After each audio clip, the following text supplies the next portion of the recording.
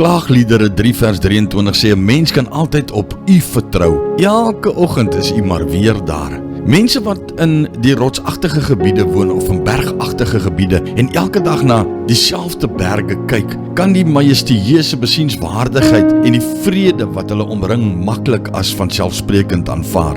Dit kan baie maklike besoek verg van iemand wat in die stad woon om hulle te help om die wonders te erken wat hulle as vanselfsprekend aanvaar. Iemand wat dit nog nooit voorheen ervaar het, sal met verbasing gevul wees. Ons moet daarteen waak om so bekend en versadig te raak met die goeie dinge wat God aan ons voorsien het, dat ons nie ons bewondering daarvoor verloor nie. Soms dink ek, ons vergeet die krag van God se woord, omdat ons onbeperkte toegang daartoe het. Ons het 24/7 toegang tot Christelike televisie en radio. Daar is geen tekorte aan geleenthede vir ons om saam met ander te aanbid en uitstekende prediking te ontvang nie. Soms raak ons te selfvoldaan en ons begin dit alles as vanselfsprekend aanvaar, terwyl daar vandag nog plekke in die wêreld is waar mense selfs tot die dood vervolg word omdat hulle geloof in Christus bely. Laat ons nooit selfvoldaan raak in ons geloofswandel en ons gevoel van verwondering verloor oor watter groot dinge God vir ons gedoen het.